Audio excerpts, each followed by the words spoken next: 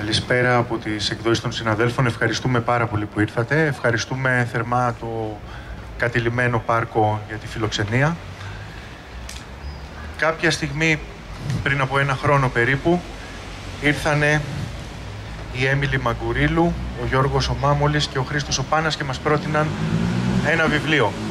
Το πήραμε να το διαβάσουμε, δεν ξέραμε τι μας περίμενε, ήταν ένας δυναμίτης. Αποφασίσαμε να βγάλουμε το βιβλίο πριν ακόμα τελειώσουμε την ανάγνωσή του.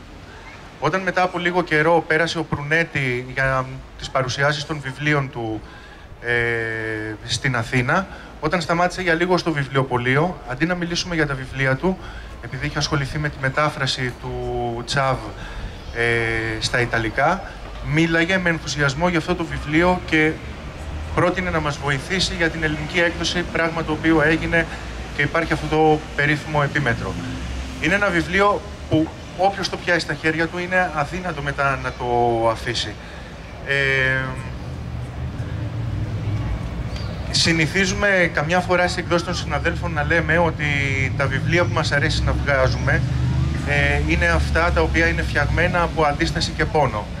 Αν ισχύει αυτή η φράση, αν ισχύει η πραγματικότητα αυτής της φράσης, αυτό το βιβλίο είναι το ακριβές παράδειγμα και η ακριβής απόδειξη ότι τα καλά βιβλία είναι πράγματι φτιαγμένα από αντίσταση και πόνο. Τον φανερώνουν και τον θεραπεύουν ταυτόχρονα την ίδια στιγμή. Ο λόγος στον Χάντερ και στα παιδιά από τη μεταφραστική ομάδα που είναι εδώ για να βοηθήσουν για τη σημερινή συζήτηση. Σας ευχαριστούμε πολύ.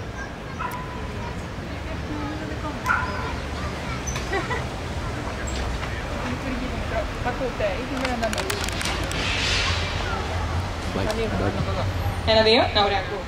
Οπότε αυτό που θα κάνουμε είναι να θα διαβάσω μία ή δύο παραγράφους από το βιβλίο στα ελληνικά και μετά θα κάνει ο Ντι μία εισαγωγή και μετά υποθέτω αν κάποιος έχει ερωτήσεις θα κάνουμε μια συζήτηση. Θα διαβάσω από το πρώτο κεφάλαιο, Chav, Αλληλεγγύη από τα υπόγεια. Όταν ο κόσμος αποκαλεί κάποια Chav, μόνο ένα πράγμα εννοεί.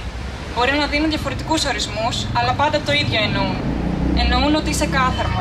Εννοούν ότι δεν έχεις πάρει την κατάλληλη μόρφωση και σαν να λένε μακριά από την οικογένειά μου.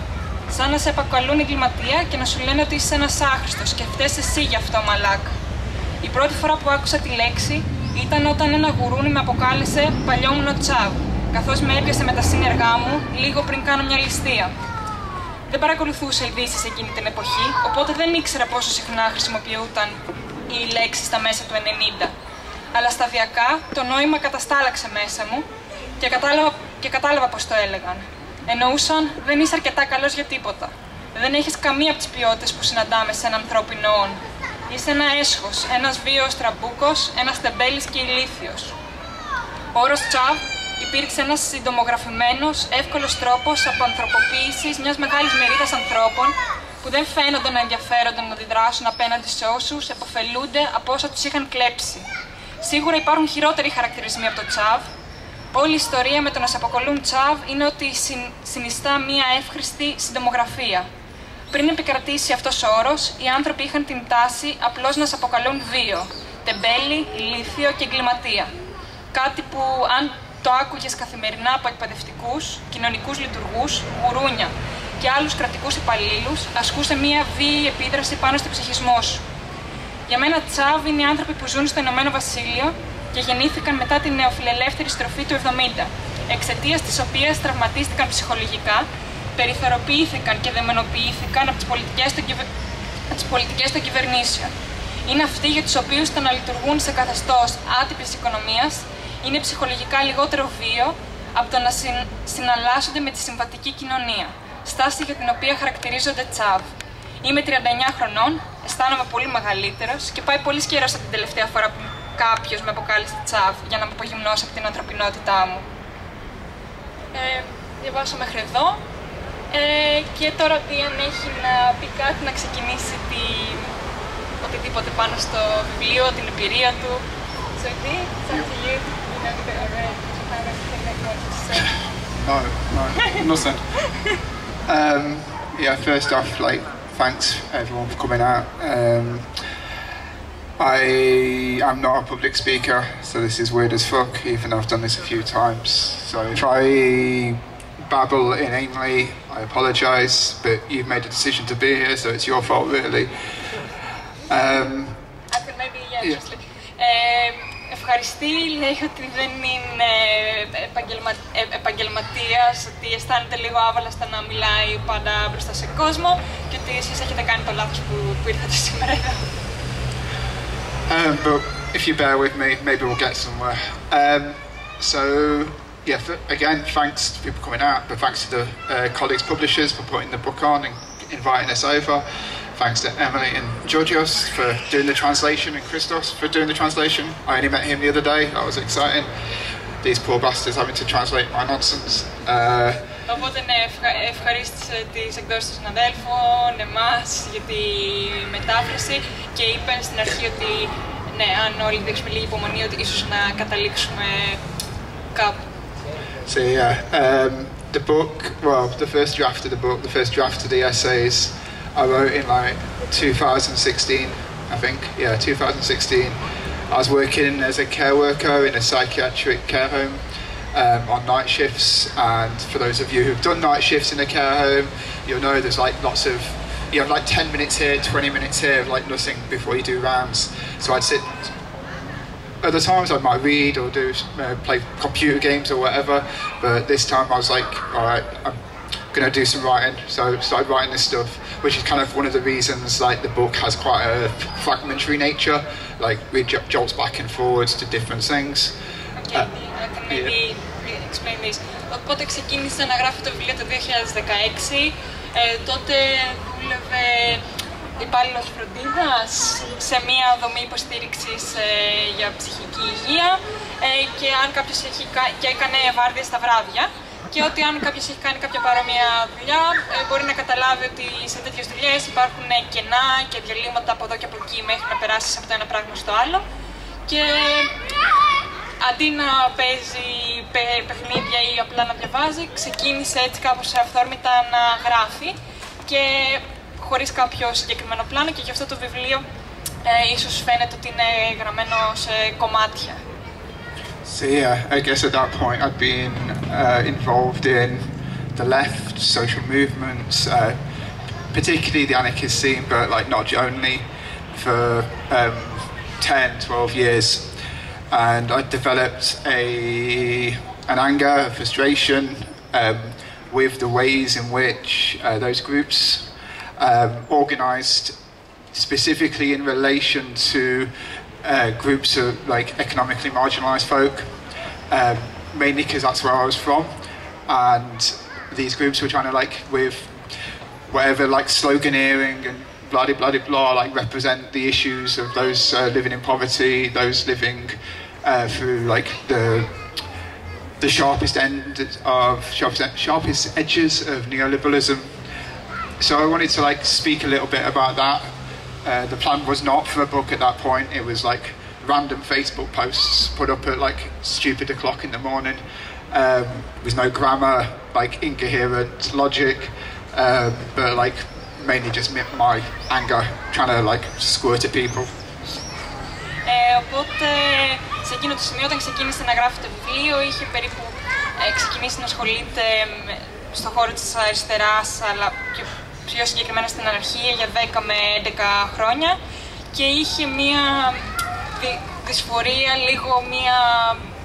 δεν ήταν τόσο ευχαριστημένος με τον τρόπο οργάνωσης και συγκεκριμένα με το πώς μέσα σε αυτούς τους χώρους βλέπανε τα άτομα που ερχόντουσαν από περιθωριοποιημένες ομάδες όπως ο ίδιος και ότι έτσι ήθελε να κάνει κάτι γι' αυτό και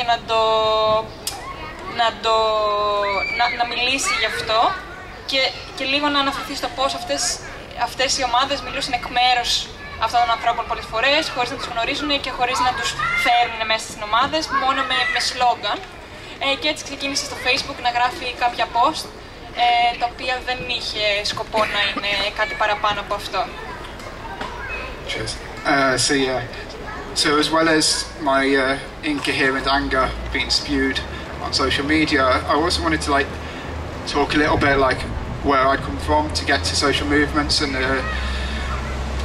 the way that gap had been bridged. So I want to talk about like the periods of solidarity and mutual aid I'd experienced as a drug addict, the care and support I'd received from fellow homeless people during my time on the streets.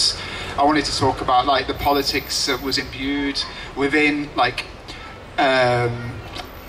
the sort of Irish traveller family that I was raised in, but also the communities of perceived as violent young people who I grew up with, and the ways in which they were demonised and demoralised, and like try to underline the fact that there was a great deal of love and compassion within those groups towards one another. Και ήθελε να μιλήσει πέρα από τα προβλήματα και για όλες τις στιγμές αλληλεγγύης, φροντίδας και αγάπης που είχε βιώσει όταν ήταν στο περιθώριο ίδιος, από άλλους ανθρώπους του περιθωρίου, από άστεγους, και λίγο για τις πολιτικές που υπήρχαν ήδη μέσα σε αυτές τις ομάδες, πιο συγκεκριμένα για τους ταξιδιώτες από την Ιρλανδία, που θα μπορούσαμε να πούμε ίσως είναι κάτι αντίστοιχο με τους Ρωμά στην Ελλάδα, που υπάρχουν πολλοί στη Βρετανία, και ναι, για την αγάπη και τη συμπόνια που υπήρχε ήδη μέσα σε αυτές τις ομάδες και που ο ίδιος έλαβε. Yeah, so fundamentally I wanted to like counter the narrative that economically marginalised folks, poor folks, and all the different communities that come within that, they do not follow the narratives that are given by the dominant culture, the liberal culture, or even the leftist cultures. They are not groups which should be just purely pitted. They're not groups who are just feckless, stupid and violent. There is a wealth of humanity within that and a wealth of complexity, and I wanted to try and like articulate that as best I could. Και ήθελε να πάει κόντρα στην ιδέα που ερχόταν από το φιλελεύθερο μοντέλο, ότι οι άνθρωποι που ήταν περιθωριοποιημένοι, που ήταν φτωχοί, ότι δεν ήταν για λύπηση και δεν ήταν μόνο βίαιοι και ανάξιοι οτιδήποτε άλλο πέρα από αυτά που κάνανε. Και ότι ήταν πολύ περισσότερο πολύπλοκοι από αυτή την ιδέα που προσπαθούσαν να περάσουν και που ο κόσμος δεν το είχε. Ναι. And finally, I guess I wanted to try and do a little bit of a deconstruction of myself within some anarchist tendencies and some leftist tendencies in the UK. Like because people knew I was from the streets or whatever fucking phrase you want to use, and because I was pretty active, I'd been given like a level of positionality which suggested that I'd somehow politicise myself and come through the torrid terrain of poverty into like the warm embrace of social movements, and that was down to like the strength of my character, which I think is nonsense. Like my character's not very strong. Και ήθελε λίγο να κάνει και μια προσωπική αποδόμηση, γιατί όταν ο ίδιος μπήκε σε αυτά τα κινήματα, του δόθηκε λίγο μια ταμπέλα ότι εσύ τα κατάφερες επειδή είσαι πιο δυνατός και η προσωπικότητά σου είναι αυτή, και του είχε δοθεί μια θέση, ίσως και ιεραρχικά, την οποία ήθελε να τη σκεφτεί λίγο παραπάνω. So yeah, that's kind of why I wrote those essays / social media posts. But then I got very mentally unwell. I became very sick for about 3 months, and I relied upon the only reason I wasn't sectioned again and taken into a psychiatric hospital was because of the loving care of my family. Well, not my family, my kin group, my friends, my comrades, my partner who was up there somewhere. It was only because of that I wasn't, and it took me a while to recover. And I think about maybe a year after that, I'd had some conversations with folks based upon those essays / ramblings, and felt like maybe it was worth like going back to them, making them a little bit more coherent, and trying to put them into like frame them into a book somehow. Although I think when we first printed, we did it self-published. We didn't try and find a publisher to do it. Didn't really think it would work that way. So we printed like 50 copies off, and they all sold relatively quickly, mostly to friends and a few other folk. And the word sort of spread, and so I started travelling up and down the country as basically a travelling salesman, which you couldn't tell from how I am tonight, but you know, that's how. Οπότε έτσι ξεκίνησε να γράφει αυτά που είπαμε αρχικά σε post στο Facebook, αλλά μετά από αυτό αρρώστησε και η ψυχική του υγεία ήταν σε πάρα πολύ άσχημη κατάσταση και ο μόνος λόγος που δεν ξαναμπήκε στο ψυχιατρίο ήταν γιατί αυτή τη φορά είχε ένα γκρουπ ανθρώπων το οποίο αποκάλυψε η οικογένειά του, που ήταν γύρω του, οι φίλοι του, η σύντροφός του που είναι εδώ σήμερα. Και έτσι κάπως ανάρρωσε μετά και ένα χρόνο μετά άρχισε να ξαναδουλεύει αυτά τα post που είχε ανεβάσει στο Facebook και αυτά που είχε γράψει και να σκέφτεται ότι θα μπορούσε να πάρει μια μορφή βιβλίου και έτσι δούλεψε το βιβλίο και τύπωσαν μόνοι τους 50 αντίτυπα τα οποία έφυγαν πάρα πολύ γρήγορα, κυρίως σε φίλους και γνωστούς. Και άρχισε να κάνει ο ίδιος μόνος του tour τη Μεγάλη Βρετανία και να μιλάει για το βιβλίο και για να το προωθεί και σκέφτηκε ότι αν κρίνουμε από την εμφάνιση του σήμερα και το πόσο καλά τα καταφέρνει ότι κανένας δεν θα το περίμενε ότι μπορούσε να κάνει αυτό. Yes, so that obviously was a weird experience because not only was I sort of going around speaking to groups who I was criticising in the book, but I was also talking about the sexual assaults I suffered as a child, the physical and mental abuse from state and from family members that occurred during my formative years. So I was doing a lot of emotional unpacking and sharing in those spaces. But what came from that was, on one hand, what came from that was some book sales, which meant I didn't have to do any care work, but also some really interesting conversations about those themes from other folks who experienced similar things, or other working class folks from poverty who had also entered into social movements but had not been as comfortable articulating their experiences to others. Και το περίεργο με αυτό το tour ήταν ότι συνήθως πήγαινε στις ομάδες τις οποίες ασκούσε κριτική μέσα στο βιβλίο, αυτές από την αριστερά και από την αναρχία, για τις οποίες τις είχε κρίνει και όχι μόνο πήγαινε εκεί και ασκούσε κριτική και ήταν λίγο περίεργο, αλλά ο ίδιος μιλούσε για τα θέματα που μιλάει και μέσα στο βιβλίο, που είναι πολύ προσωπικά, που είναι για τη βία που έχει υποστεί από την ίδια του την οικογένεια και από το κράτος και τις δομές του. Οπότε ήταν λίγο ψυχολογικά βαρύ, αλλά αυτό που βγήκε μέσα από τις συζητήσεις ήταν σημαντικό, κυρίως μέσα από τις συζητήσεις ατόμων που ερχόντουσαν από μια παρόμοια ιστορία και από παρόμοιες ομάδες με τη δική του, που και τα ίδια αυτά άτομα ίσως δεν είχαν βρει ακριβώς τις λέξεις να περιγράψουν αυτό που τους είχε συμβεί και ότι αυτό ήταν σημαντικό το να έρθει σε επαφή με περισσότερα τέτοια άτομα με αφορμή το βιβλίο αυτή τη φορά. I'll be honest, I don't know how well the book does what I intended it to do. I read it back now and I'm like, meh, it's fine. If I'd spent more time on it, maybe it would have been better. Maybe it would have lost some of the things that have connected with people. I don't know. But I still believe that the questions it asks are relevant to the UK context. And I guess this is one of the things I've been churning around in my head recently for the last year, particularly the last couple of weeks. So translations of the book and my second book have been starting to appear, and obviously the one in Greece, and that's what we're here for. But both books are in Italy, and I've just been there for 10 days. There's a copy. Second one's being done in German. I'm not showing off. I'm moving to a point. And then there's a Chav is in Catalan as well. And I don't know how well these themes and these ideas translate to outside the UK.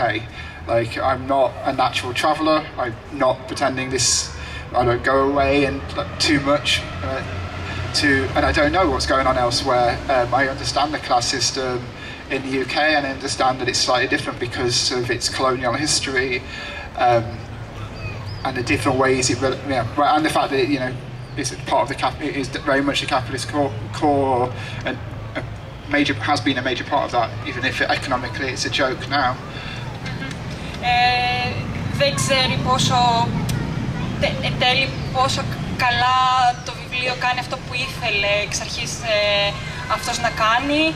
Ίσως αν το είχε δουλέψει περισσότερο να το έκανε καλύτερο, ίσως να είχε χάσει κάποια κομμάτια που τελικά κάποιοι αναγνώστες φαίνεται να εκτιμούν. Πάντως ακόμα πιστεύει ότι τα βασικά τουλάχιστον ερωτήματα που θέτει, ότι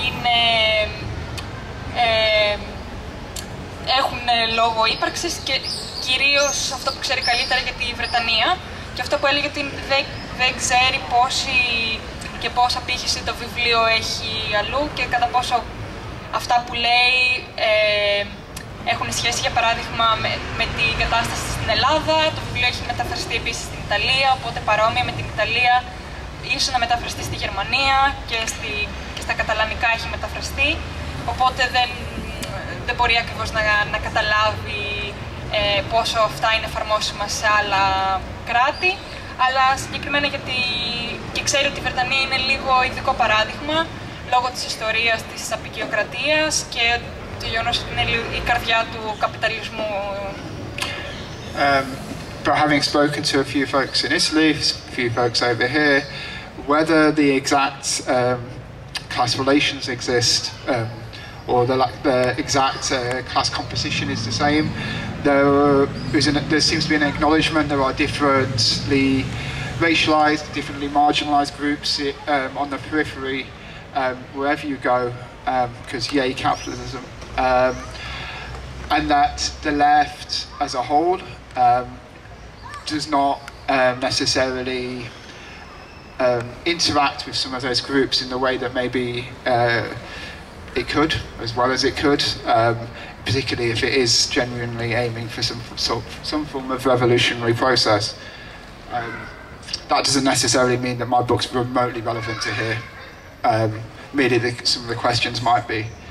But that's maybe something you can all chat about later, and I can sit here and stare at you, just like you're all fucking staring at me now. Οπότε συγκεκριμένα για την Ιταλία, επειδή ήταν σε tour εκεί πριν έρθει στην Ελλάδα, λέει ότι δεν ξέρει ακριβώς ποια είναι η ταξική διαστρωμάτωση εκεί και πόσο μοιάζει ή δεν μοιάζει με αυτή στη Βρετανία, αλλά κάτι που μπορεί να καταλάβει είναι ότι όπου και αν πας υπάρχουν ομάδες που είναι στο περιθώριο, υπάρχουν και η αριστερά δεν αλληλεπιδρά με αυτές τις ομάδες όσο καλά θα έπρεπε και αυτά τα άτομα δεν είναι μέρος των συζητήσεων που γίνονται και ότι θα έπρεπε να είναι αν μπορούμε να μιλήσουμε για μια επαναστατική διαδικασία, αλλά ίσως να είναι κάτι που θα μπορούσαμε να συζητήσουμε εδώ και να πείτε και εσείς τις απόψεις σας και να σας κοιτάει όπως το κοιτάτε εσείς τώρα. Yeah, so I think we're moving slowly to the point where I've run out of things to say. Like I said at the top, I'm better at writing, only just, but better at writing than I am at talking. But I'm happy to hear what other folk have to say and answer any questions that I can from those of you who've followed any of the gibberish I've just spoken or have read the book and have any thoughts.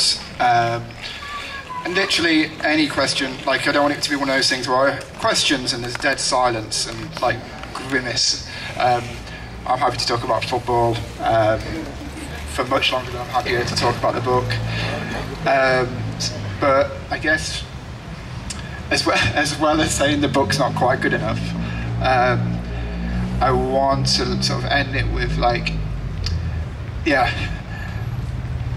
I really wish if Chav had been the only book I had written, I would definitely be left with a sense that I didn't do my friends and my family and the people I grew up with, those who hurt me and those who I hurt, justice in articulating that experience.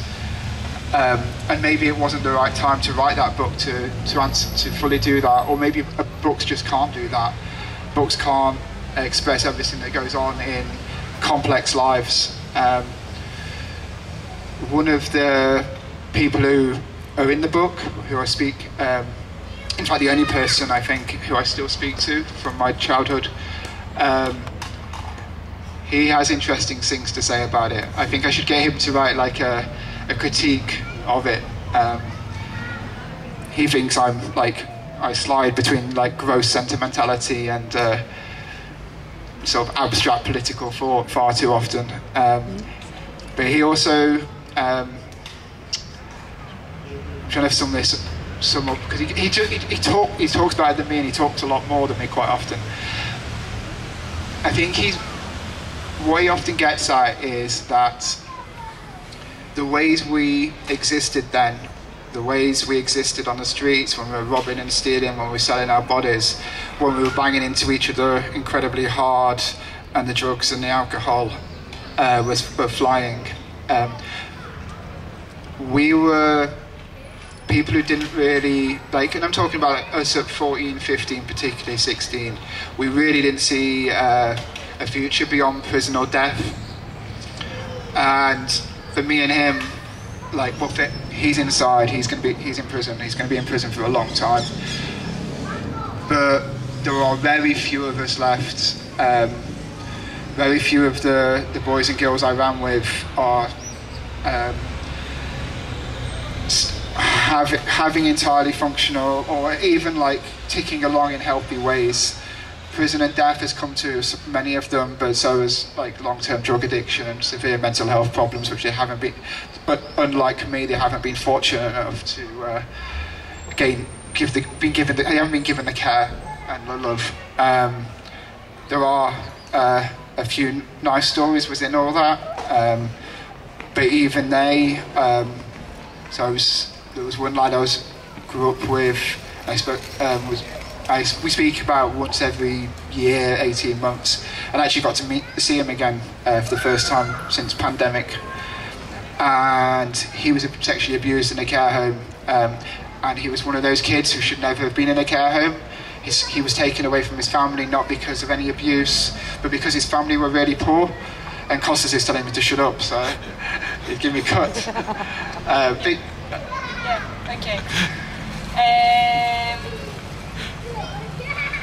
Οκ, είναι πολύ. Οπότε ξεκίνησε με το να λέει, να περάσουμε στις ερωτήσεις, να μιλήσουμε για το βιβλίο και να μην υπάρχει αυτή η αμηχανία. Οποιαδήποτε ερώτηση θα είναι καλή ερώτηση, αρκεί να μην χρειαστεί ο ίδιος να μιλήσει κι άλλο.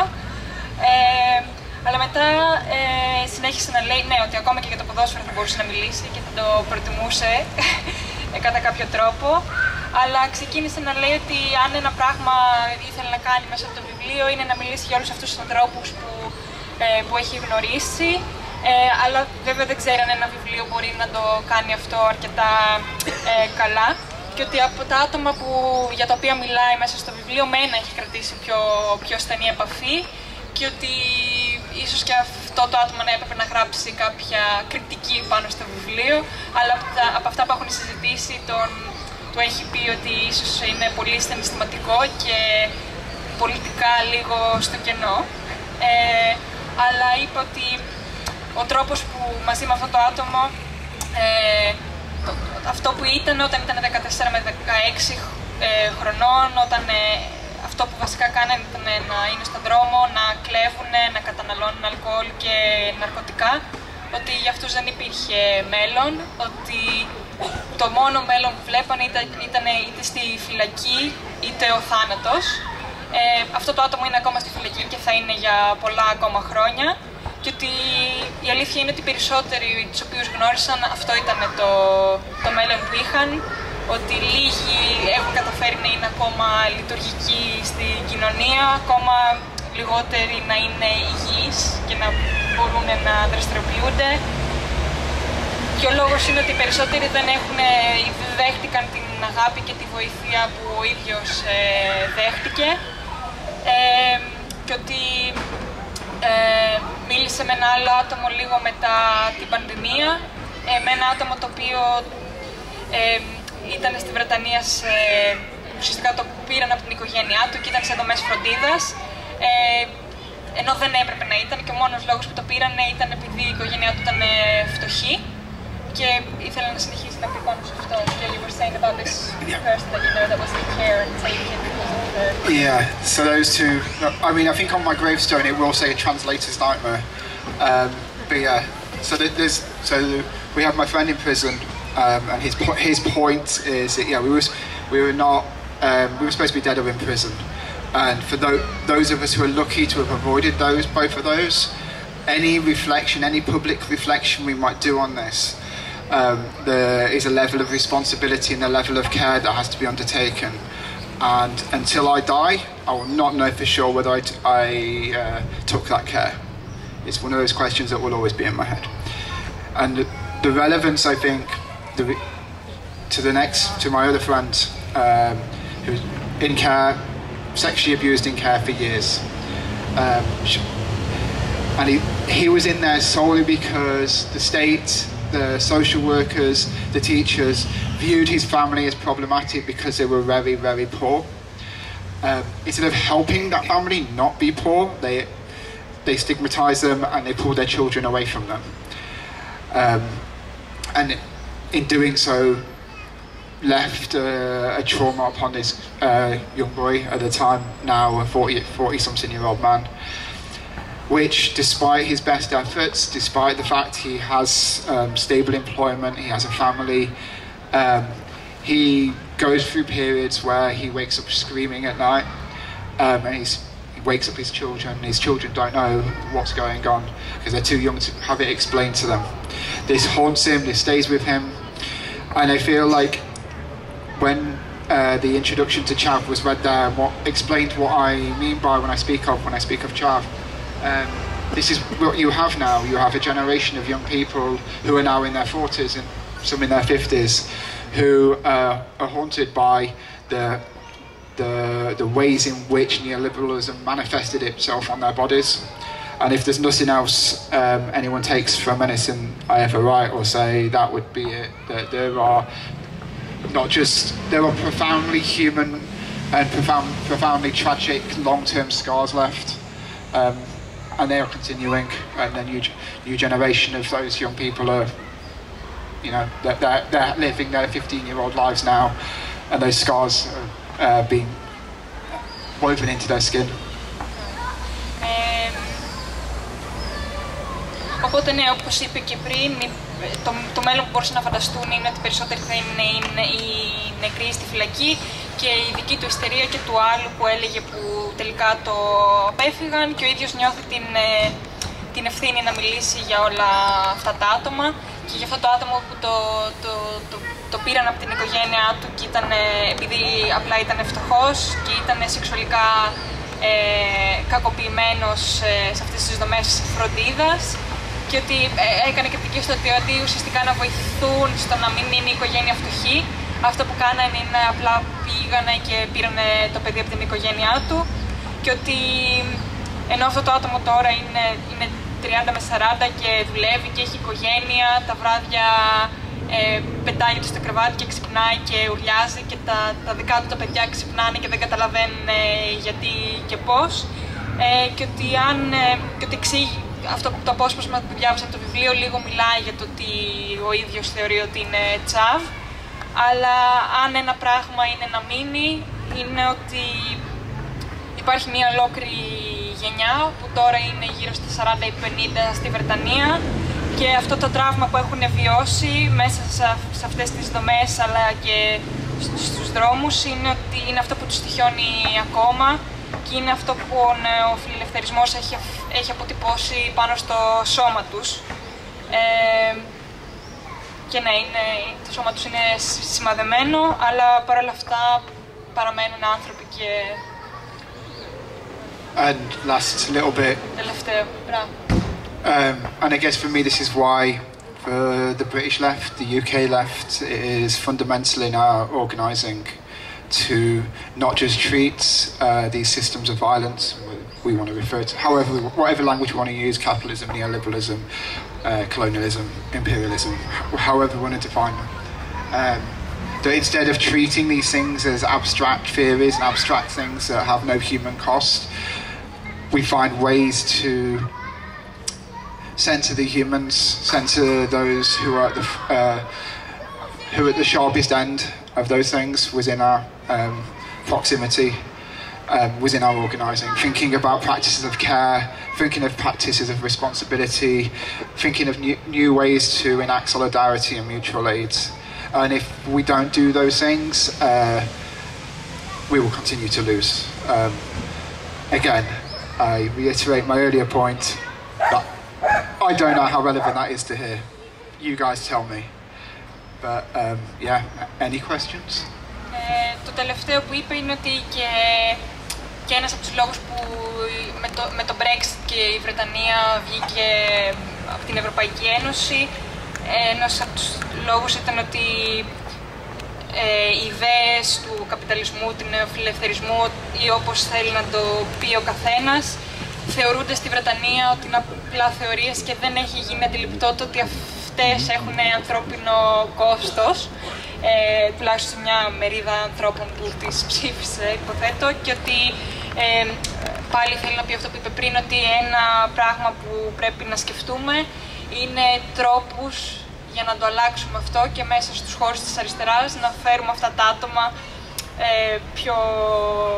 να είναι πιο ενεργά, να έχουν λόγο, και γιατί αλλιώς θα συνεχίσουμε να χάνουμε τους αγώνες. Comments are fine as well. Σχόλια, ερωτήσεις.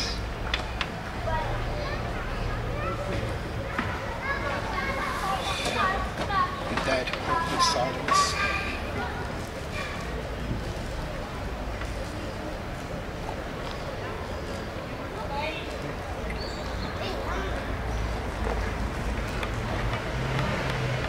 Έφτασα σε ένα παράδοξο διαβάζοντας το βιβλίο.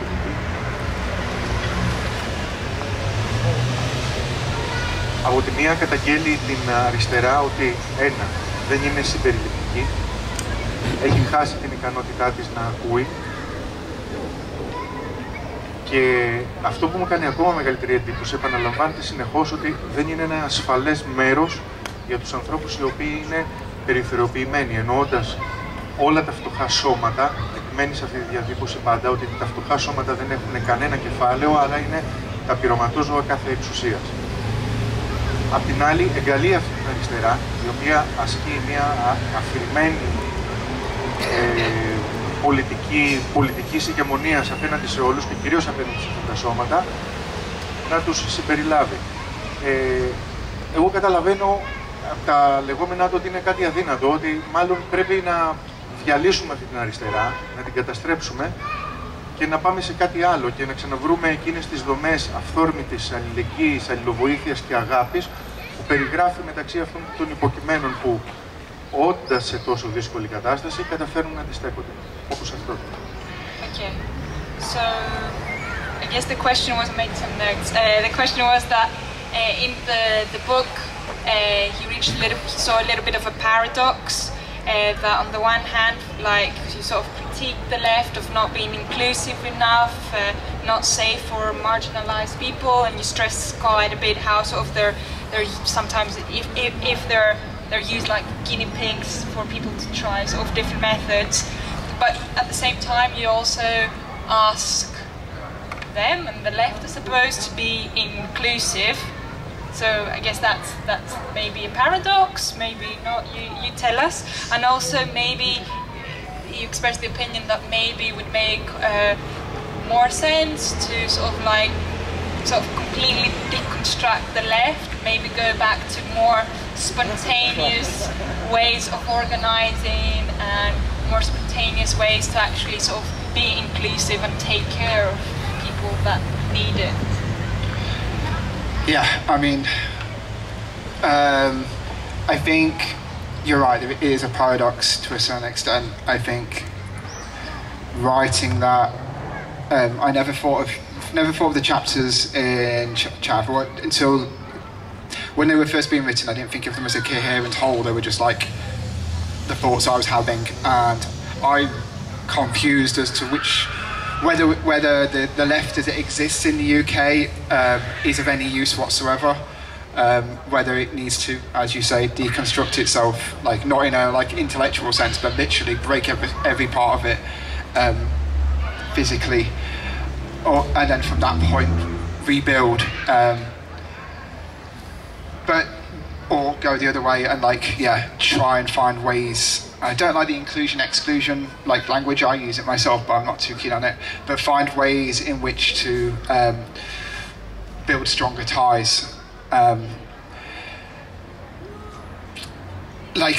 I think part of it is if I write this book and 50, 100 people write, and I go, well, the main thing is you just need to deconstruct. That's not going to deconstruct it. Me telling people to deconstruct the whole thing isn't going to make it happen. So I think maybe there was a level of realism in what I was writing, of well, let's see what we can suggest and how we can push the discourse a little bit. Okay. Οπότε ναι, σε γενικές γραμμές συμφωνεί. Βέβαια όταν το έγραφε και όπως πάντα όταν λέμε αριστερά, πολλές φορές κανένας δεν ξέρει τι ακριβώς εννοούμε και ο ίδιος όταν το έγραφε ήταν μέσα σε αυτόν τον ηρμό των σκέψεων. Δεν ήταν και ο ίδιος ξεκάθαρος το τι ακριβώς εννοεί, ήταν μπερδεμένος. Και ο ίδιος αναρωτήθηκε αν είχε κάποιο νόημα αυτό που έλεγε. Και ότι ίσως θα έπρεπε πράγματι να αποδομήσουμε αυτά που έχουμε και να τα ξαναστήσουμε από την αρχή. Απ' την άλλη δεν του πολύ αρέσει το λεξιλόγιο του αποκλεισμού και της συμπεριληπτικότητας, αν και ο ίδιος το χρησιμοποιεί, ότι ίσως πρέπει να ξεπεράσουμε ακόμα και αυτό. Αλλά το έκανε και ίσως τώρα που το ξανασκέφτεται σε μια προσπάθεια να είμαστε και ρεαλιστές την ίδια στιγμή, γιατί το απλά να πούμε ότι όλα πρέπει να τα ξανακαταστρέφουμε και να τα ξαναχτίσουμε, σε ποιον θα απευθυνθούμε και το αν θα γίνει, μάλλον δεν θα γίνει, οπότε είναι μια προσπάθεια να αλλάξει λίγο η συζήτηση και ίσως κάποια πράγματα όσα μπορούν να βελτιωθούν. And you raised the point of allow for more spontaneous resistance, and I think that's an interesting place interesting to think about. Lots of the acts of solidarity and mutual aid that I talk about in the book are spontaneous ones, and I see a lot of value and strength and power in those. But I think a lot of the time that's because that's as far as we could see, that's as far as we could act, and I think it's the material conditions around us that meant that longer planning, longer term strategy was more difficult to build. What's happening in the UK at the moment, particularly over the last 10 years, is poor working class organising is taking on a little bit more of a long-term perspective, or at least a few years ahead perspective. And that's interesting to see in relation to some of that spontaneity and seeing how they relate to one another. Because we don't just want to replicate the dominant left, the bourgeois left, the middle class left, or whatever fucking term you want to use. I don't even know what term I want to use. But I hope there's space for both long-term organising and thinking about strategizing, etc., and also subsistence, survival, spontaneous work.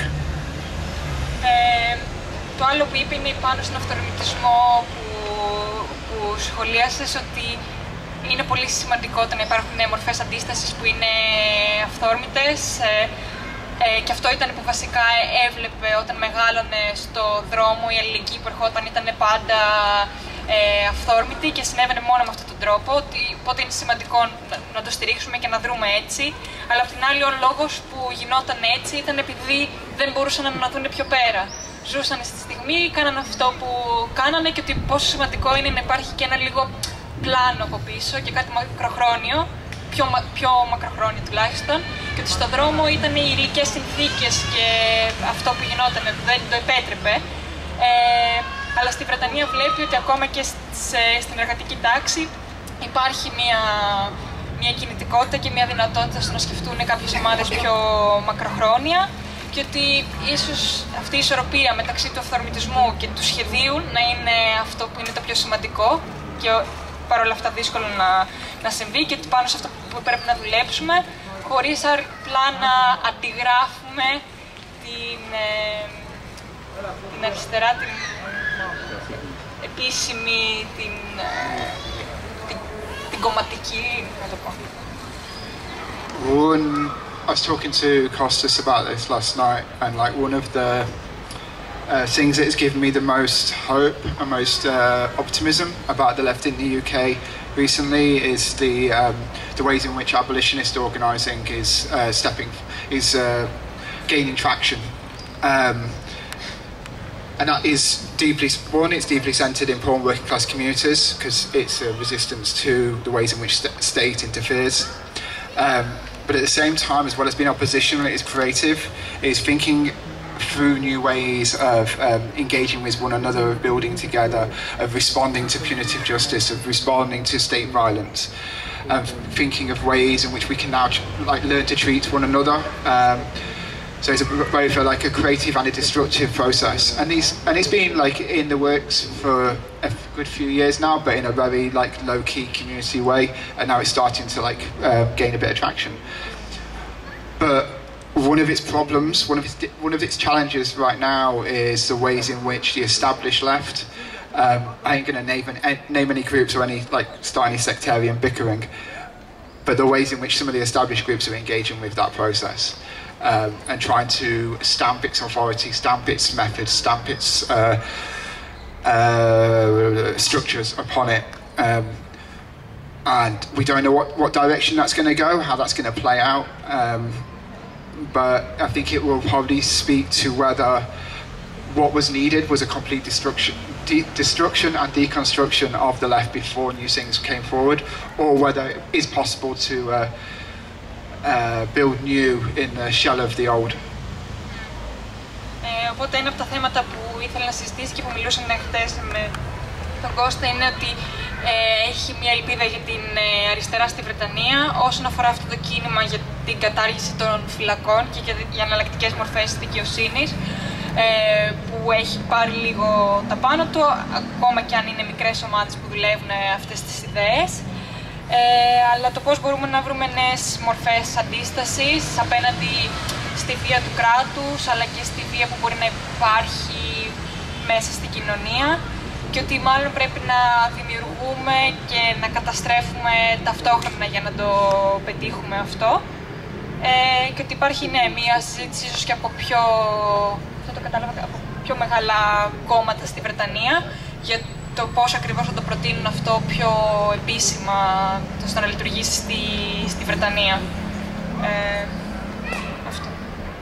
So, in actual answer to your question, yes, it's a paradox. It's one paradox in probably 24 paradoxes within the book. It's almost as if I don't know what I'm talking about. Οπότε, για να απαντήσει την ερώτησή σου, ναι, είναι παράδοξο. Είναι ίσως ένα από τα πολλά παράδοξα που υπάρχουν μέσα στο βιβλίο και μία ένδειξη ότι δεν ξέρει ο κύριος γιατί ακριβώς μιλάει. Αλλά...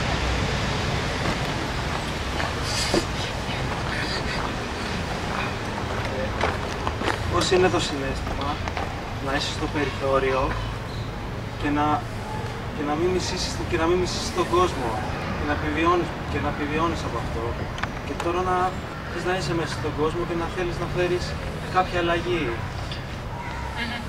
Ωραία. So the question was, what does it feel like to be marginalized, to sort of be attacked from the state and sort of the society, and not to be hateful towards, I guess, this, and how can one find the courage and the strength to actually fight back? What makes you think I'm not hateful? Οπότε η σύντομη απάντηση ήταν τι σε κάνει να πιστεύεις ότι δεν υπάρχει και μίσος απέναντι στην κοινωνία. I mean, yeah. I guess with the ways in which I was treated by the state, and the ways in which my family and my friends were treated by the state, it's why it's and by capital, but it's why I hate those things. I mean, there is no forgiveness there. Like, I don't have any. I put no effort into forgiving them because I want them dead. As for like the individuals who acted with violence upon me, both like from within the communities, but also those who worked for the state and those who worked for capital. Yeah, I've tried to.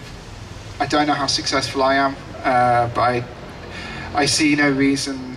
I see no benefits to myself in just feeling hatred towards those folk. There's a lot of anger, some days more than others, but I have it because of the ways in which I've learnt over the last 40 years of my life. It feels to me like it's I know it to be a systemic problem that isn't about the individual, isn't always about the individual who carries out the activity. Doesn't mean that I forgive them. Doesn't mean I don't carry some hate in my heart. But the more hate in my heart I carry, the less useful I am as a friend, as a comrade. I don't want those things to wear me down, because I've seen what they've done to others. Okay. Οπότε, ναι, ο τρόπος που του φέρθηκαν ήταν σκληρός και δεν υπάρχει συγχώρεση γι' αυτό και δεν συγχωρεί κανέναν. Όσον αφορά συγκεκριμένα το καπιταλισμό και το κράτος και το σύστημα, πάλι δεν υπάρχει συγχώρεση γιατί απλά θέλουν να πεθάνουν και να πάψουν να υπάρχουν αυτά τα πράγματα. Σε συστημικό επίπεδο. Μετά, όσο έχει να κάνει σε συγκεκριμένους ανθρώπους, είτε από τις δικές του κοινότητες, είτε από τις δομές τις οποίες υπήρξε, είτε από αλλού, όταν έχει να κάνει συγκεκριμένα με άτομα που του φέρθηκαν βία και του προκάλεσαν πόνο, δεν καταλαβαίνει πώς το να είναι γεμάτος μίσος τον βοηθά τον ίδιο προσωπικά και το αν θα έχει δεν έχει νόημα και δεν του δίνει κάποιο πλεονέκτημα, αλλά αυτό πάλι διαφέρει από μέρα σε μέρα και καταλαβαίνει ότι πάλι δεν είναι τόσο προσωπικό όσο συστημικό. Το σύστημα είναι αυτό που έχει το πρόβλημα και αυτό που πρέπει να αλλάξει και ότι βλέπει ότι όσο περισσότερο κάποιες στιγμές ο ίδιος γεμίζει με οργή, τόσο λιγότερο βοηθητικός μπορεί να είναι προς το να αλλάξει αυτό και προς τους ανθρώπους που είναι γύρω του. Οπότε υποθέτω προσπαθεί να το ελέγξει και μόνο για αυτόν τον λόγο. And I guess one of the things I tried, like in Chav, I tried to speak to the ways in which, like, throughout those first 25 years, which were pretty, like, fucked up, I was loved, I was cared for, like, compassion was shown to me even when I didn't act in compassionate ways, and 18, 19, 20 years later, like, those are the things that I have to hold on to, and those are the things that have to shape who I am now. And along the, and since my drug addiction,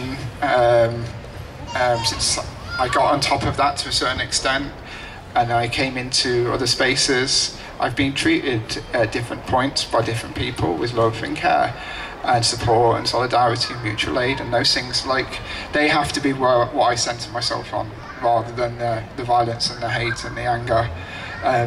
But every day is a different day, so who knows what's going to win. I hope that's an answer. I don't know. Fucking hell, man. Το άλλο που είπε είναι ακόμα και στα πρώτα 24-25 χρόνια της ζωής του που όλα ήταν σκατά, ακόμα και τότε δεχόταν φροντίδα, ακόμα και στις στιγμές που ο ίδιος μπορεί να μην έδειχνε καμία. Οπότε προσπαθεί να κρατήσει αυτό και να κάνει ο ίδιος αυτό. Και όταν απεξαρτήθηκε από τα ναρκωτικά μέχρι ένα σημείο. Απλά προσπαθεί να κρατήσει αυτό, να κρατήσει τα θετικά και να προσφέρει με τον ίδιο τρόπο, αλλά πάλι ανάλογα με την ημέρα, το τι τελικά νικάει διαφέρει και ότι ποιος ξέρει τι θα συμβεί στο μέλλον. Ότι ελπίζει να είναι αυτό μια απάντηση. Γεια.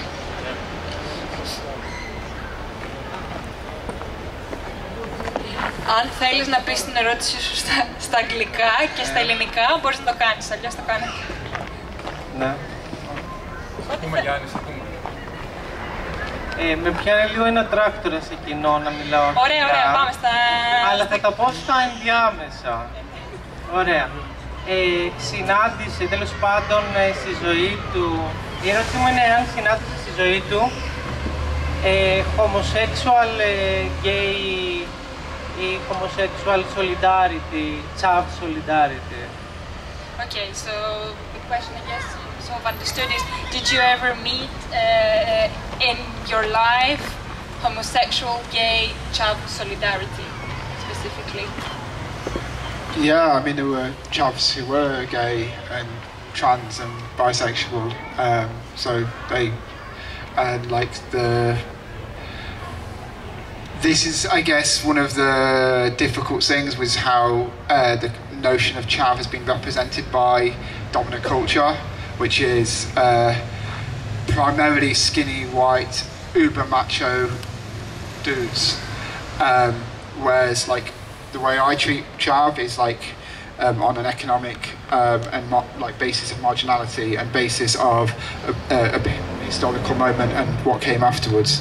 So like in the book, you know, we talk about the child sex workers that I was one of, and you know, they were from different racial backgrounds and they were from different, they had different gender orientations and different sexual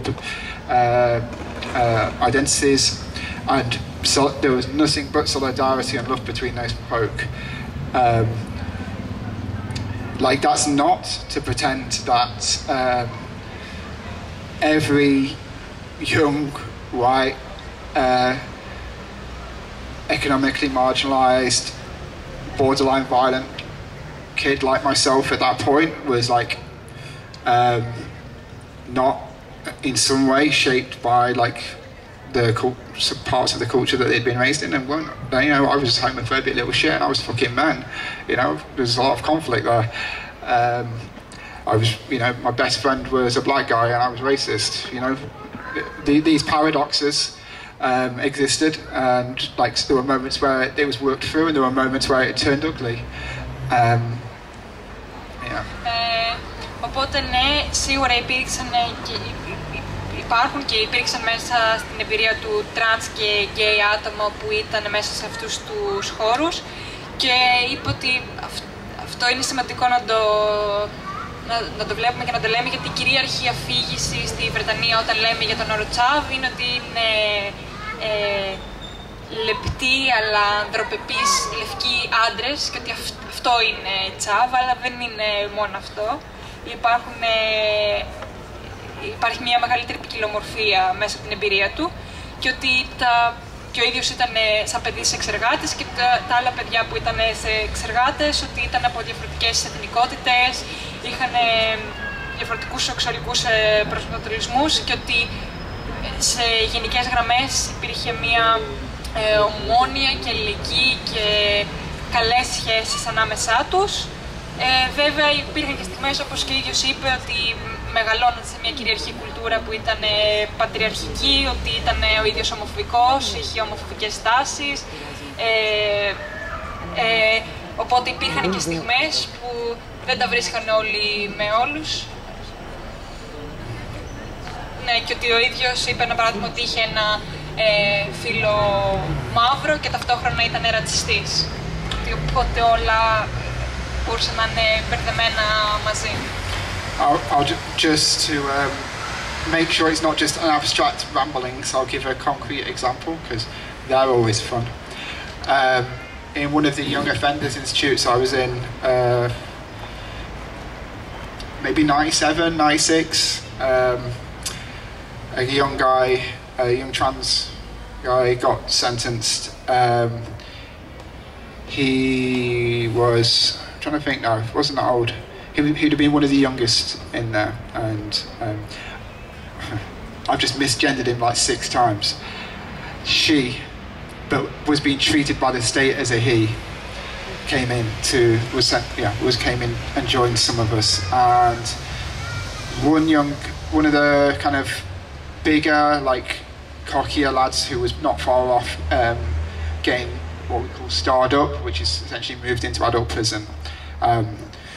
He saw this woman in the prison and was like, well, you're not a woman, I'm going to beat the shit out of you, give you a really hard time. And one of the guys I played pool with, we weren't friends, but it was just, he was like having none of that shit, and he was like quite similar to me in that he had a fascist father who ran as a fascist, had a lot of like that shit going on with him. He was a lad with anger issues, but he was like, we're all in here together, it's us against the screws. The more we fight, more fucking violence and trying to be top dog shit happens in here. We're distracting ourselves from the enemy. So he stepped up to this bigger lad who had essentially been like bullying and torturing this woman since they arrived. So it must have been like a couple of weeks. Essentially, he stepped up to him and was backed up by a handful of us very, very quickly. There was a bit of a, back and forth, which ended with the big lad going to the sort of infirmary, the hospital, very briefly. Had to get a couple of stitches. It wasn't too serious, and he came out, and the woman was free to carry on, only to be abused by the state and the guards. So that's just a concrete example, but for me there were many similar moments like that, but that doesn't necessarily mean that's all those moments were like, you raise a question for a reason, which is homophobia and shitty gender politics exists within those communities as well. Οπότε έδωσε ένα συγκεκριμένο παράδειγμα σχετικό με την ερώτηση που ήταν όταν ο ίδιος ήταν σε φυλακές κράτησης νέων. Υπήρχε ένα άτομο που ήταν τρανς γύρω στα 26 με 27 χρονών και ενώ αυτοπροσδιοριζόταν ως αυτή, από το κράτος θεωρούσαν ότι είναι άντρας και όταν την στείλανε σε φυλακές ενηλίκων. Υπήρχε εκεί ένα άλλο άτομο που έλεγε ότι εσύ δεν είσαι γυναίκα και θα σας απίσω στο ξύλο και βασικά αυτό προσπαθούσε να κάνει. Αλλά υπήρχε ένα άλλο άτομο εκεί συγκεκριμένα που δεν το δέχτηκε αυτό και ενώ αυτό το άτομο, ο πατέρας του είχε φασίστα πατέρα και γενικά είχε μεγαλώσει με ιδέες που δεν ήταν φιλικές προς τα τρανς άτομα, έβλεπε ότι ουσιαστικά πρέπει να είμαστε μαζί σε αυτό και ότι αν διαφωνούμε και αρχίζουμε και τα βάζουμε ένας με τον άλλον και κάνουμε bullying, ας πούμε, ότι χάνουμε και δεν βλέπουμε ποιος είναι ο κοινός εχθρός και έτσι τα βάλανε μαζί του και αυτό το άτομο το οποίο ασκούσε αυτή τη βία κατέληξε στο νοσοκομείο για κάποια ράματα και έτσι η γυναίκα μετά από αυτό συνέχισε να υπόκειται τη βία, αλλά ήταν η βία από το κράτος και από τους υπαλλήλους εκεί της φυλακής, όχι από τα άλλα άτομα που ήταν συγκρατούμενοι. Και ότι εντάξει, αυτό είναι ένα παράδειγμα, αυτό δεν σημαίνει ότι δεν υπήρχαν αυτές τις διαφωνίες, αλλά υπήρχε και πολύ αλληλεγγύη.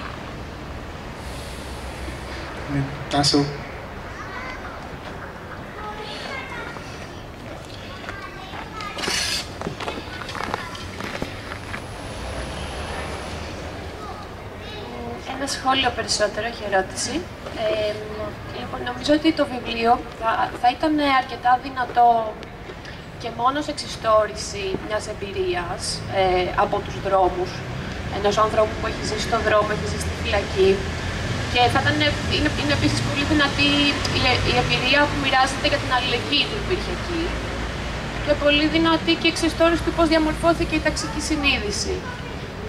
Ωστόσο, θεωρώ ότι το πιο δυνατό κομμάτι του βιβλίου είναι το ότι, μιλώντας για αυτά, δεν σταματάει η στιγμή να μιλάει και για το προνόμιό του. Δηλαδή, να μιλάει ξεκάθαρα για τη θέση του ως λευκού αρσενικού, το οποίο για μένα είναι τρομερά σημαντικό, γιατί οδηγεί και βάζει το προνόμιο πολύ κεντρικά και περνάει μετά, ας πούμε, μιλώντας και για τις πολιτικές ομάδες που υπήρξαν, στο πώς τα άτομα που υπήρχαν μέσα αποτυγχάνανε να δούνε την προνομιακή αυτή θέση τους, αποτυγχάνανε να δούνε τη διαμεσολάβηση, δηλαδή το κατά πόσο μιλάγανε εξ ονόματος των καταπιεσμένων, χωρίς να είναι στην πρώτη γραμμή τα ίδια τα υποκείμενα τα οποία αφορούσαν, ας πούμε, αυτές οι δράσεις των πολιτικών ομάδων.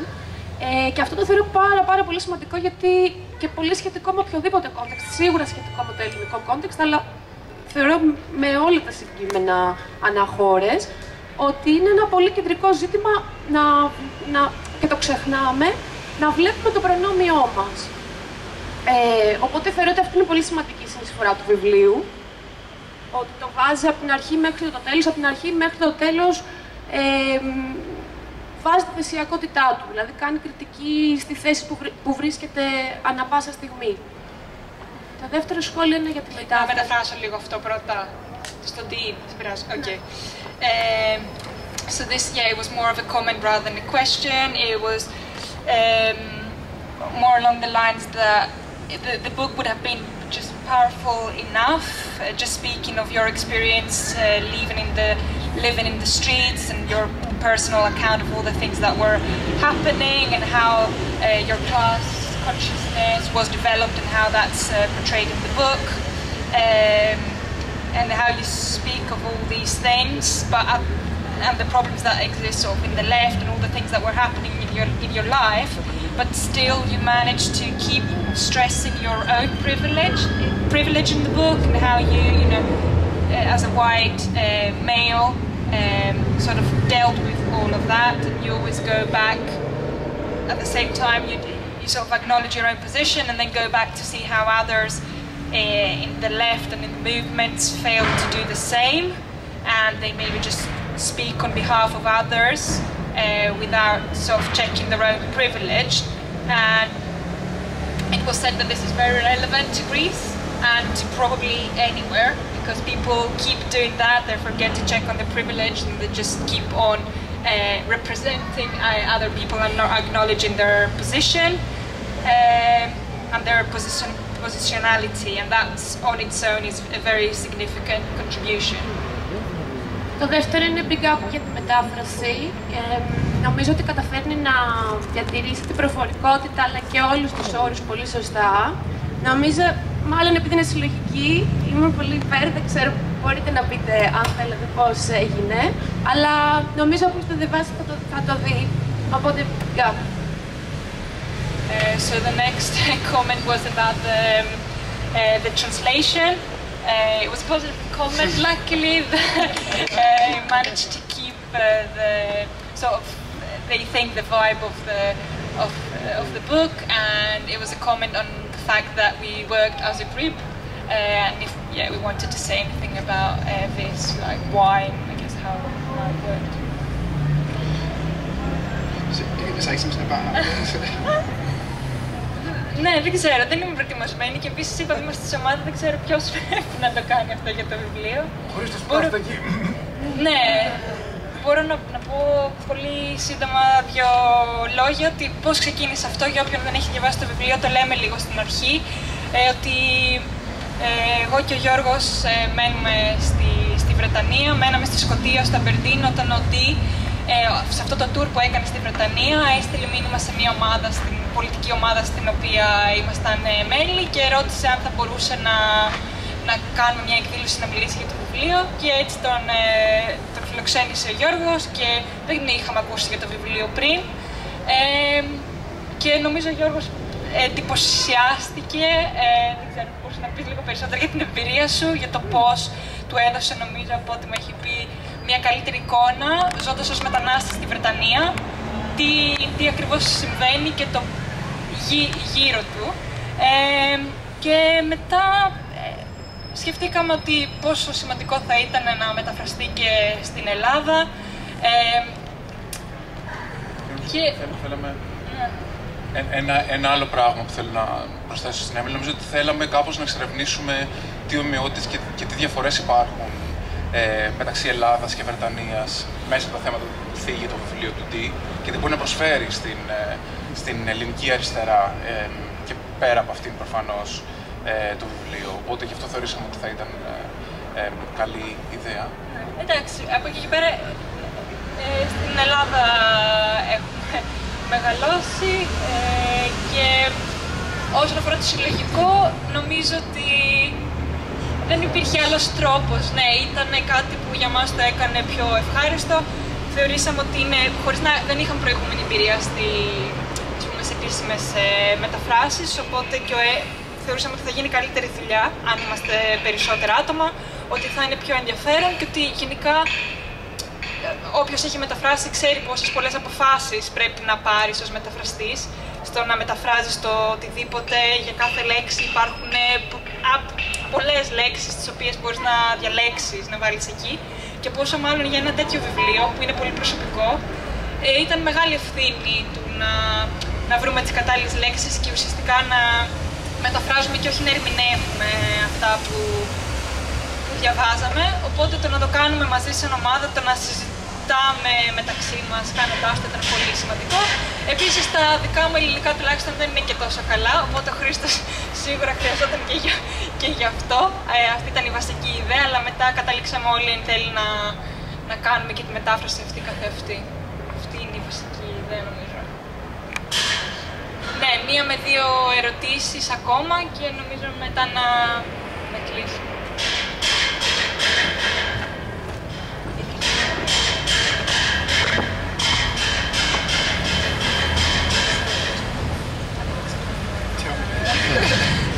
Γεια.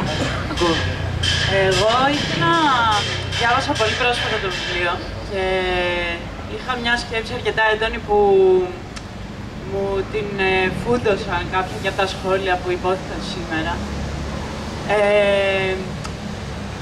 Μεταξύ άλλων, αυτό που σκεφτόμουν και ήθελα να ρωτήσω και το συγγραφέα είναι ότι προβληματίστηκα πολύ για αυτό το κομμάτι της συμπερίληψης των ομάδων αυτών και των τάξεων από τους χώρους τους δικούς μας, τους πολιτικούς, και η κριτική που γίνεται ότι δεν υπάρχει χώρος για αυτές, δεν υπάρχει εκπροσώπευση, δεν υπάρχει ο λόγος τους κτλ. Και ταυτόχρονα υπάρχει εμένα προσωπικά προερχόμενη από τη δική μου κοινωνική φούσκα και τα δικά μου προνόμια, υπάρχουν πολύ έντονες περιγραφές βίας σε αυτό το βιβλίο και υπάρχει αυτή η συζήτηση για αυτό το κύκλο της βίας που υπάρχει, δεν μονοπολείται εκεί, αλλά υπάρχει πολύ έντονος στις τάξεις των Chav. Και εμείς είμαστε, ας πούμε, μια γενιά ακτιβιστών, πολιτικοποιημένων ανθρώπων, ομάδων και κοινοτήτων που είναι όλο και πιο συνειδητοποιημένοι και ευαίσθητες σε σκηνικά βίας και κακοποίησης. Και σκέφτομαι πώς θα μπορούσαμε, ας πούμε, να έρθουμε κοντά, να πλησιάσουμε αυτό το στόχο που μπαίνει και από το βιβλίο, να ακούσουμε και να έρθουμε κοντά, μένοντας πιστοί και πιστές στις αρχές μας, διατηρώντας αυτή την ενσυναίσθηση και χωρίς να αναθέτουμε τη διαχείριση αυτής της βίας στο κράτος και σε οποιοδήποτε άλλο θεσμό. Και αναρωτιόμουν αν έχουμε κάποιες σκέψεις πάνω σε αυτό.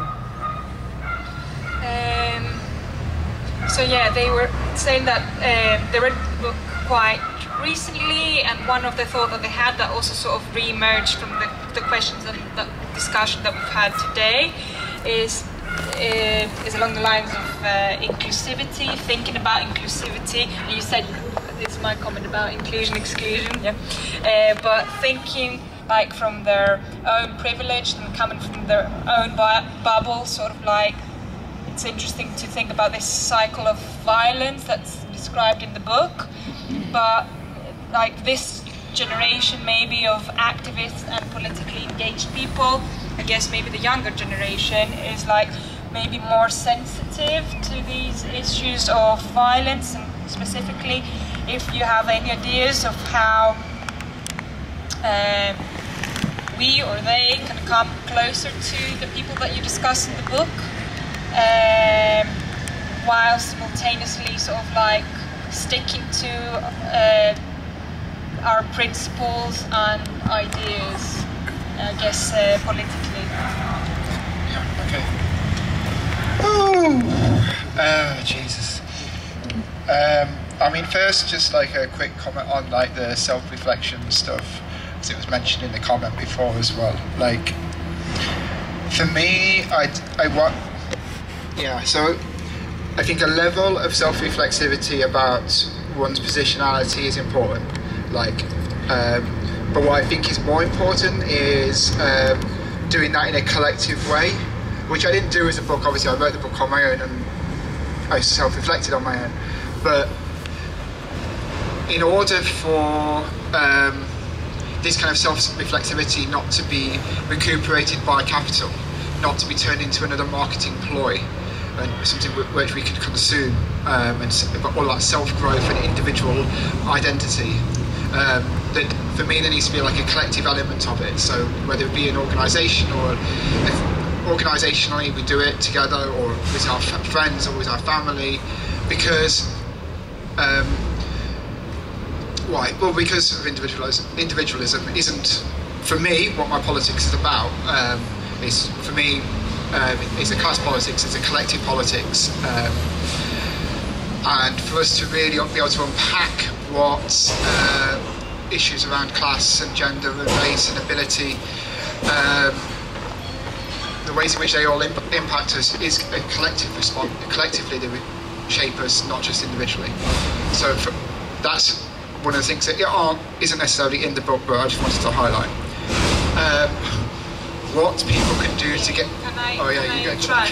There's too many things happening. I think we all getting tired. So, ήθελε λίγο να αναφερθεί πάλι σε αυτό το κομμάτι του να κοιτάς λίγο προς τα μέσα και να κάνεις κριτική, όχι μόνο κριτική προς τον εαυτό σου, αλλά να σκέφτεσαι πάνω στο ποιος είσαι και τη θέση σου και τη θυσιακότητά σου. Ήταν κάτι που το έκανε μόνος του, ενώ ίσως θα έπρεπε να γίνεται πιο συλλογικά. Αλλά μετά σχολίασε το πώς είναι σημαντικό όλο αυτό να μην αφομοιωθεί από το καπιταλισμό και να μην μεταλλαχθεί σε κάτι που έχει να κάνει με προσωπική ευθύνη και προσωπική πρόοδο.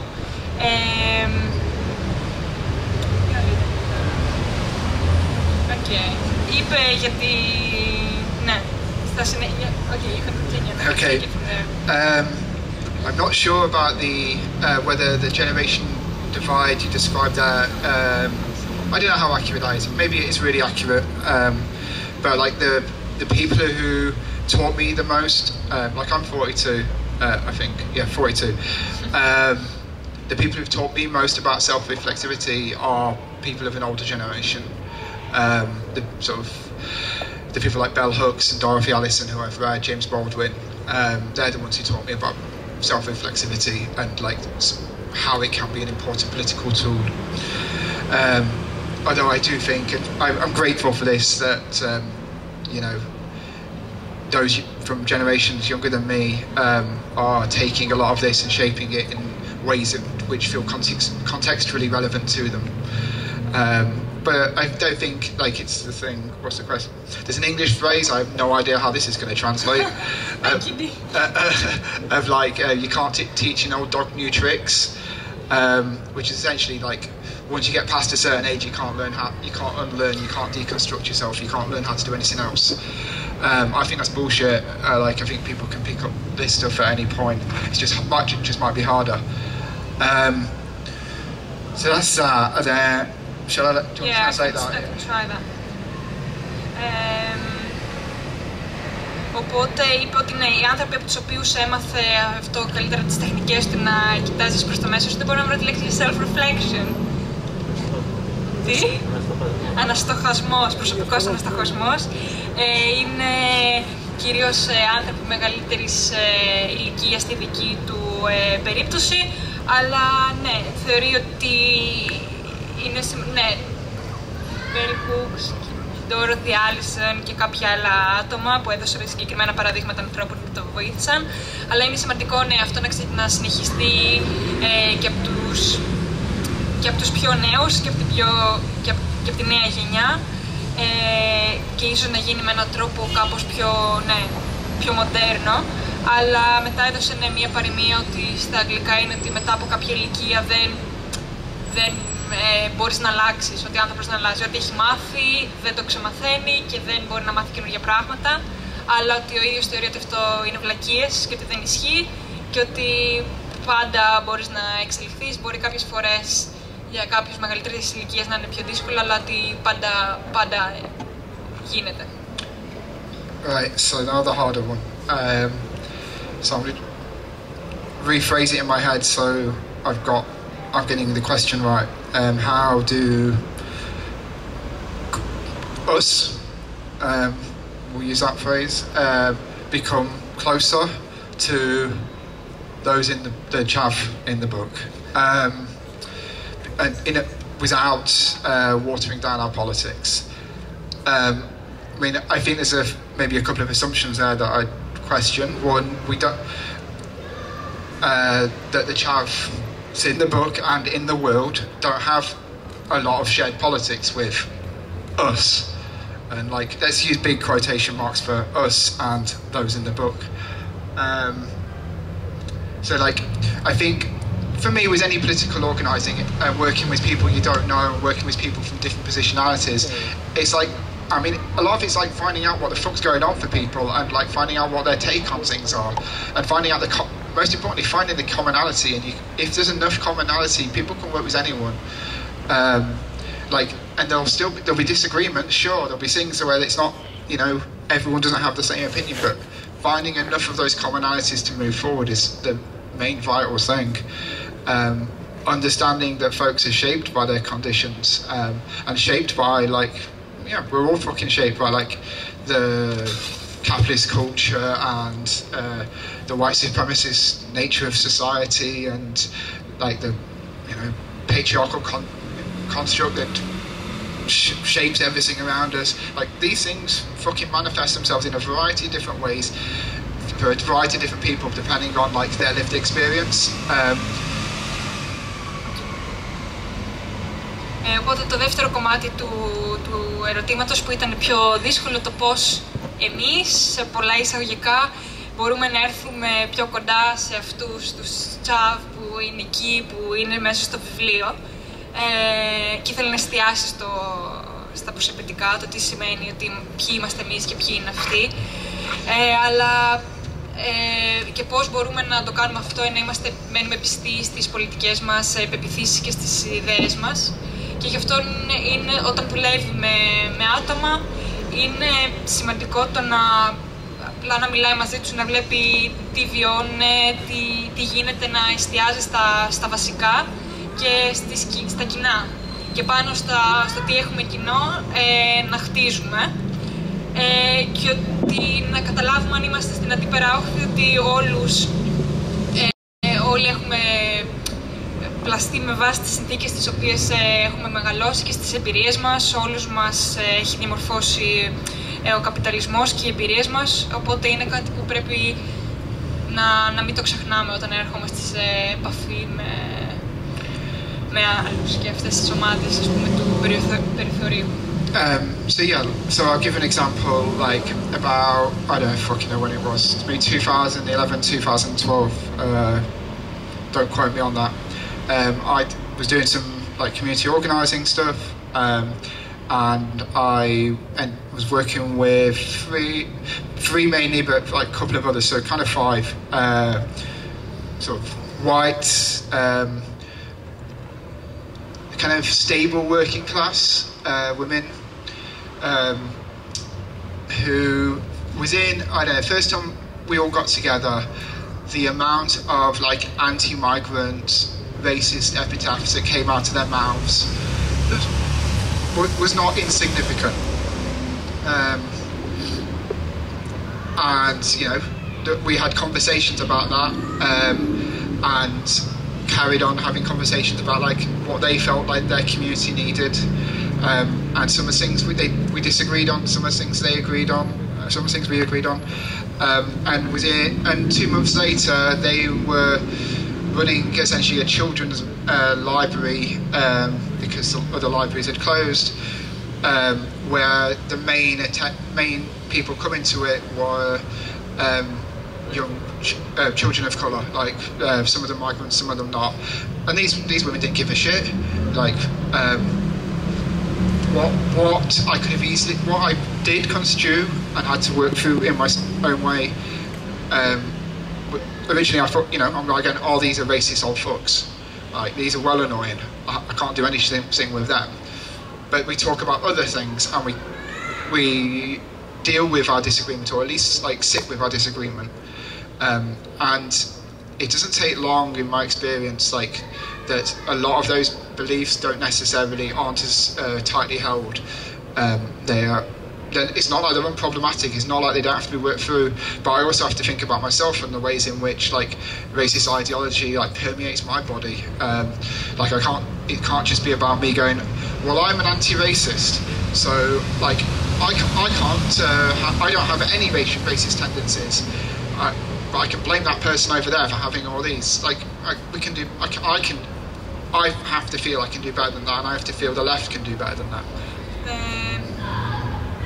Δίνει ένα παράδειγμα, μάλλον το 2012 πρέπει να ήταν, όταν ήταν μέλος μιας οργανωτικής επιτροπής στην κοινότητά του, σε επίπεδο μάλλον γειτονιάς. Έπρεπε να δουλέψει με κάτι γυναίκες που ήταν της εργατικής τάξης, αλλά σε μια σταθερή κατάσταση, με κάποια προνόμια οικονομικά, και είχαν ρατσιστικές ιδέες απέναντι σε μετανάστες κυρίως, και κάνουν διάφορες συζητήσεις για την κοινότητα, το τι πρέπει να κάνουν, τι projects να τρέξουν, και είχαν πάρα πολλές διαφωνίες, αλλά είχαν και κάποιες συμφωνίες, και η ιδέα που θέλουν να κάνουν είναι να έχουν μια βιβλιοθήκη για παιδιά, μιας και άλλες είχαν κλείσει στη γειτονιά. Και αυτό που τελικά συνέβη ήταν ότι κατά βάση η βιβλιοθήκη χρησιμοποιόταν από μη λευκά παιδιά. Οπότε η πρώτη του σκέψη ήταν ότι και τι θα κάνω με αυτές τις γριές ρατσίστρες με τις οποίες πρέπει να δουλέψω σε κάτι το οποίο δεν είναι σε θέση να κάνουν.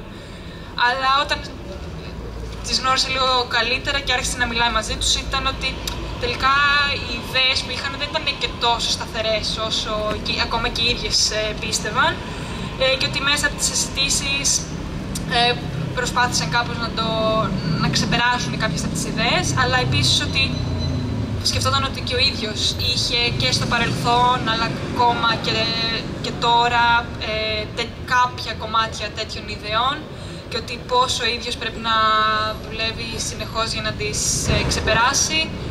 Οπότε το ίδιο μάλλον έπρεπε να κάνει και με αυτές. And I guess the last point, and maybe the last point of the evening. Το τελευταίο σχόλιο για τώρα και για το βράδυ. Although I will be around, so I'm happy for people to come and tell me their points. Και θα είναι εδώ, οπότε είναι χαρούμενος να μιλήσει, συζητήσει περισσότερο με τις μικρότερες ομάδες. Fundamentally, like as poisonous and toxic as they are, white supremacy and the patriarchy are things I've benefited from, like being a white man or being identified as a white man. Therefore, as someone who like still sees revolutionary potential, or at least the potential for huge social change in the world, I feel a responsibility to engage with those who hold deeply rooted and lightly held beliefs that are racist, are sexist, because like it shouldn't fall on those who are like most violently marginalised by those structures, it should fall on those who have benefited from. For me, it's part of a praxis that we should be engaging in. Το τελευταίο που είπε ότι είναι ότι προφανώς η λευκή περιοχή είναι πάρα πολύ τοξική, πάρα πολύ προβληματική και επηρεάζει πολλούς ανθρώπους σε μεγάλο βαθμό, αλλά αν μιλάμε για μια επαναστατική διαδικασία, ο ίδιος θεωρεί ότι έχει την ευθύνη τουλάχιστον να χρησιμοποιήσει το δικό του μερίδιο και το δικό του προνόμιο για να προσπαθήσει να έρθει αντιμέτωπος σε αυτό και σε αυτούς που έχουν ίσως ψήγματα περισσότερο τέτοιων ιδεών. Αυτό. Ναι, να έρθει σε επαφή. Μόνο μία ερώτηση. Δεν ξέρω αν ήταν στη μετάφραση, αν το έχασε στη μετάφραση. Kid sex worker, μπορεί κάπως να το δούμε, δηλαδή, τι ηλικία, από ποια ηλικία και μετά ένας άνθρωπος μπορεί να αυτοπροσδιοριστεί ή εμείς να τον προσδιορίσουμε ως σεξεργάτη ή σεξεργάτρια. Αυτό, σαν ερώτηση. The question was child sex worker. After what age can sort of we define somebody as a child sex worker? Okay. Yeah, and I think, yeah. I don't think we should wander around defining other people that way. I self-defined as a child sex worker at that time, and the vast majority of those other child sex workers define themselves that way.